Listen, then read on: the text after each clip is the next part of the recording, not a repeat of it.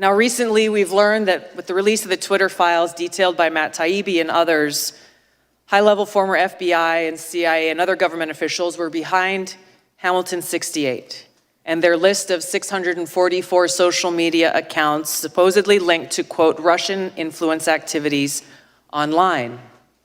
Now, Hamilton 68's work was widely cited as fact by institutions like Harvard and Stanford, by mainstream news organizations across the board, by members of the House of Representatives and Senate from both political parties, including the head of the Intelligence Committee. The problem is, it was false. Twitter themselves determined that the vast majority of accounts that Hamilton 68 targeted on this list of 644 were, quote, neither strongly Russian nor strongly bots, end of quote. They were mostly anti-establishment American voices from across the political spectrum. I was one of them. Former Secretary of State Hillary Clinton accused me, a sitting member of Congress, a soldier, and a candidate running for president, of being, quote, groomed by the Russians. Her baseless smear worked as intended. It was something that was repeated over and over, headline after headline, article after article, pushed online in every way. This had the harmful impact that was intended. I could give you many examples of interactions that I've had with people throughout that campaign and still today. But I remember one in particular that had an impact. Just weeks after this statement was made, I was in South Carolina at a campaign event when an elderly woman came up to me, and I could tell that she was very disturbed. She came up and she put her hands on my shoulders and she looked into my eyes, her eyes welling up, hands shaking, and she said, "Look me in the eyes. I need to know if you are working for Putin." She was serious. I couldn't believe it.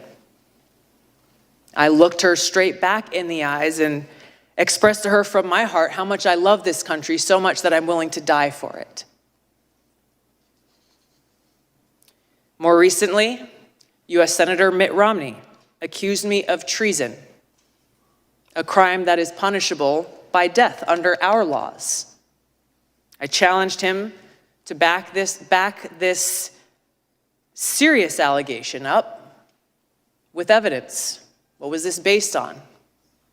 There was no response, no explanation, no evidence, and certainly no apology.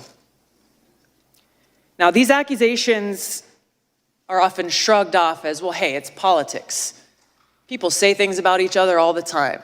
That may be easy for some of you to say, but for somebody who wears the uniform, this is serious. And it's serious not only to me, but to my fellow service members and veterans, every one of us making a decision at some point in our lives to raise our right hand, prepared and volunteering to lay our life down for this country. What does that mean in reality? It means that before every deployment, in our own hearts, we have to make peace with the possibility that we may not come home. It means writing letters to our loved ones, trying to find the words to express our love and gratitude, knowing that that may be our final goodbye. It means for those of us who do come home, doing our best every single day to honor the great sacrifices of our brothers and sisters who paid that ultimate price.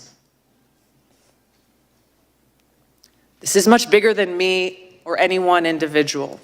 When those who dare to challenge the establishment are targeted by this powerful conglomerate of government, corporate media, and big tech, weaponizing all that they have against the people for their own selfish gain, it has a dangerous chilling effect on free speech, and it sends a very powerful message.